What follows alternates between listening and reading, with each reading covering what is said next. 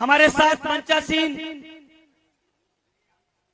राजस्थान सहित तमाम प्रदेशों में बहुजन समाज पार्टी को जगाने का काम कर रहे केंद्रीय कोऑर्डिनेटर सांसद राज्यसभा भाई रामजी गौतम जी,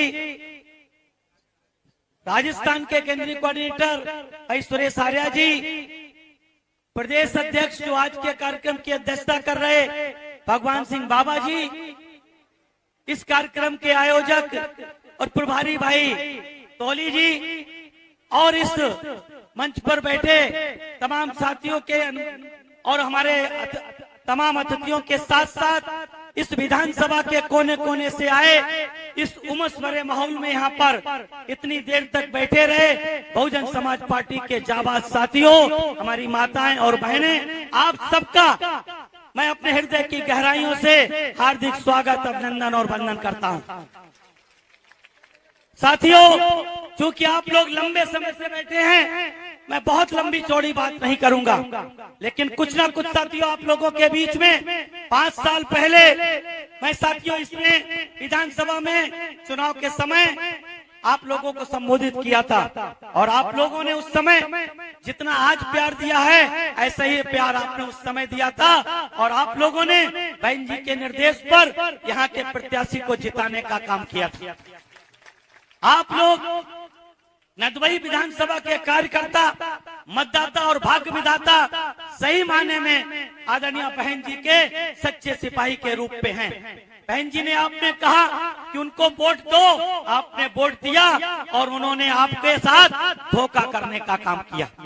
उन्होंने साथियों अपने आपके साथ धोखा नहीं किया, उन्होंने अपनी किस्मत के साथ धोखा किया। साथियों, किस्मत के साथ अगर उन्होंने आपके साथ धोखा नहीं किया होता तो मैं दावे के साथ कहता हूं ये वो विधानसभा थी, वो जब तक जीते बहुजन समाज पार्टी के विधायक बन सकते थे और कभी मंत्री भी बन सकते थे। लेकिन साथियों कहते हैं कि जो लोग क्षणिक सोचता है, लालचवर सोचता है, वो कभी भी तरक्की नहीं कर सकता है। पैसा साथियों कमाना दूसरी बात है, इज्जत और सम्मान करना दूसरी बात होती है साथियों। इसलिए मैं आप लोगों को बताना चाहता हूँ, धैर्य कठिन होता है, धैर्य साथियों कठिन जरूर होता है, लेकिन उसका परिणाम हमेशा सुखद होता है। इसलिए साथियों आप लोगों ने 5 साल धैर्य रखने का काम किया।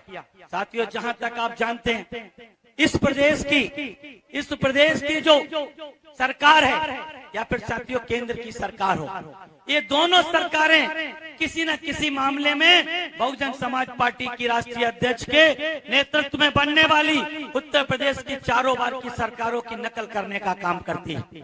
मैं सबसे पहले इनकी बड़ी सरकार भारतीय जनता पार्टी के मैं बताना चाहता हूं।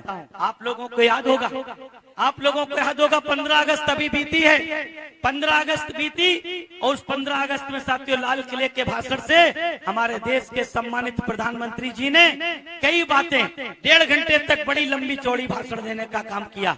और साथियों उस भाषण का मुख्य बात क्या थी? उन्होंने बहुजन समाज पार्टी के साथियों जो सूत्र था उसको चोरी करने का काम किया। वो क्या था साथियों?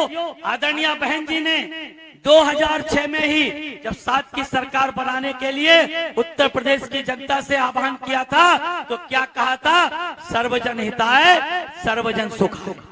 ये कहा था नहीं कहा था साथियों? उत्तर प्रदेश की सरकार सर्वजन हिताय सर्वजन सुखाय पर आदरणीय बहन जी ने चलाने का काम किया। बहुजन समाज पार्टी का प्रीत वाक्य है सर्वजन हिताय सर्वजन सुखाय, और उसको 15 अगस्त साथियों 2023 को देश के प्रधानमंत्री जी ने उस सर्वजन हिताय सर्वजन सुखाय को अपने साथियों भाषण में शामिल करके बहुजन समाज पार्टी के प्रीत वाक्य को चोरी करने का काम। दूसरा साथियों वो क्या कहते थे? क्या कहा उन्होंने?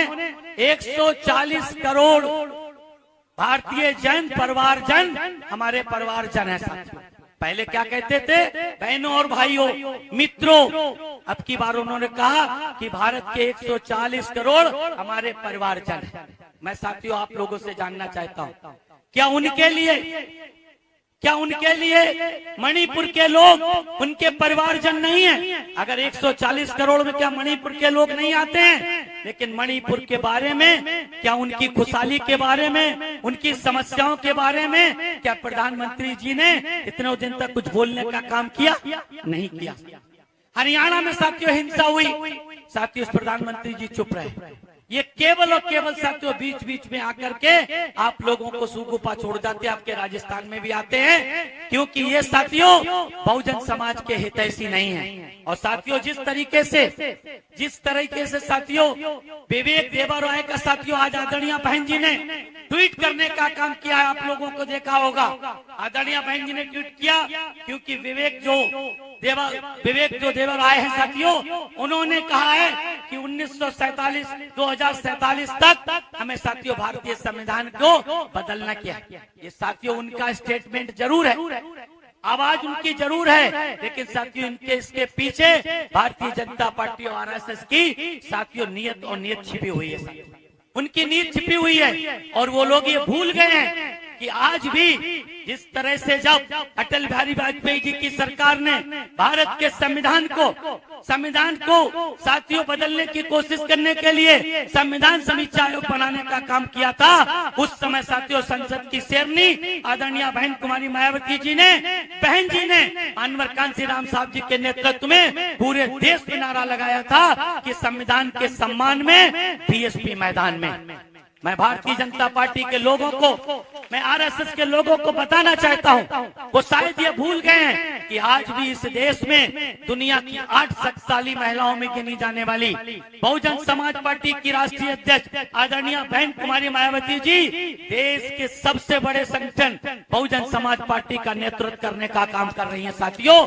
इसलिए उन्हें यह नहीं भूलना चाहिए कि संविधान के सम्मान में बहन जी मैदान में, संविधान के सम्मान में जड़ें कड़वी जरूर होती हैं, क्योंकि महात्मा ज्योतिबा फुले का आपने फोटो लगाया, बाबा साहब का आपने फोटो लगाया, साहू जी महाराज का फोटो लगाया, अनवर कांशीराम साहब के कटआउट और फोटो लगाने का काम किया, आदरणीय बहन जी का लगाने का काम किया है। तो हमें साथियों उनके फोटो लगाने के साथ साथ उनके विचारों को, उनके आंदोलन को गति देने के लिए अपना हिस्सेदारी देनी जरूरी है।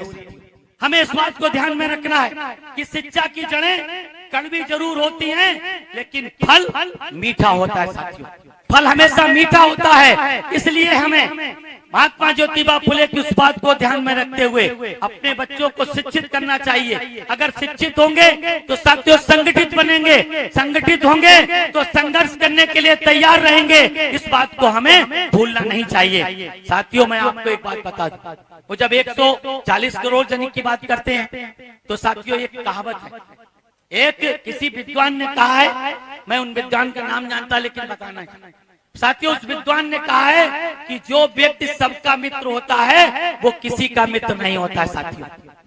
जो सबका मित्र होने का दावा करता है वो किसी का मित्र नहीं होता है। ऐसे ही भारतीय जनता पार्टी का साथियों तो देश के प्रधानमंत्री जी सबके मित्र होने की बात करते हैं, 140 करोड़ जन की बात करते हैं, तो मैं उनसे पूछना चाहता हूं क्या उस 140 करोड़ में इस देश के 20 करोड़ से ज्यादा की आबादी वाले दलित समाज के लोग नहीं आते हैं? उनकी सरकार में राजस्थान की सरकार, मध्य प्रदेश की सरकार हो, चाहे साथियों गुजरात की सरकार हो, कांग्रेस शासित राज्य राजस्थान में छत्तीसगढ़ की सरकार हो, केंद्र में सरकार भारतीय जनता पार्टी की है। राजस्थान से लेकर के गुजरात से होते हुए मध्य प्रदेश, छत्तीसगढ़ और साथियों देश के तमाम प्रदेशों में जाइए तो दलित समाज के बच्चों पे, किसी को मूंछ रखने पे, किसी को घोड़े रखने पे बैठने पर, किसी को साथियों घड़े से पानी पीने पर साथियों उनको मार दिया जाता है। क्या वो उनके जन नहीं? वो 140 करोड़ जनसंख्या में नहीं आते हैं क्या साथियों? 140 करोड़ में जो 20 करोड़ से ज्यादा साथियों बहुजन समाज के, दलित समाज के लोग ताल्लुक रखने वाले लोग हैं साथियों, 27% से ज्यादा 50% की आबादी वाले लोग साथियों यहाँ पर ओबीसी के समाज के ताल्लुक रखने वाले लोग हैं। अगर साथियों वो लोग हैं तो जो बाबा साहब ने हमें भारत के संविधान में SC, ST और ओबीसी को साथियों 49.5% जो रिजर्वेशन देने का काम किया है, भारतीय जनता पार्टी की सरकार है केंद्र में, आपके राजस्थान में कांग्रेस की सरकार है। मैं उन दोनों सरकार से पूछना चाहता हूँ, मैं उन दोनों सरकार से पूछना चाहता हूं और खास तौर से आपके राजस्थान की सरकार से पूछना चाहता हूं कि आपके प्रदेश में जितनी आबादी SC/ST की है, क्या आपने उत्तर प्रदेश की सरकार आदरणीय बहन जी से जरा भी सीख लेने का काम नहीं किया कि आदरणीय बहन जी ने अपनी 7 से 12 की सरकार में उत्तर प्रदेश में SC और ST और OBC का आरक्षण पूरा करने का काम किया था।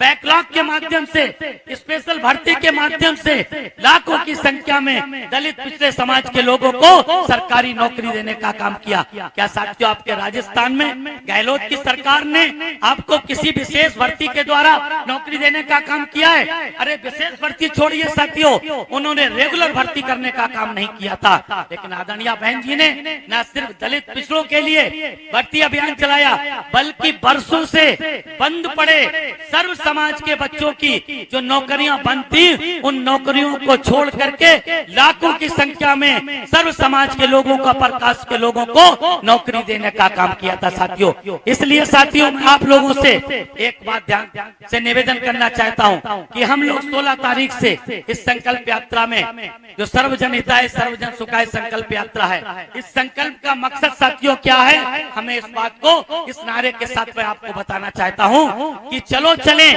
आकाश जी के साथ चले, चलो चले आकाश जी के साथ चले, बहन जी की राह चले, चलो चले आकाश जी के साथ चले, बहन जी की राह चले, बसपा से जुड़े और बाबा साहब के संविधान को सफल करें। ये साथियों हमारा वाक्य, हमारा साथियों सपना होना चाहिए, हमारा आधार होना चाहिए। ये हमारी संकल्प यात्रा है, उसका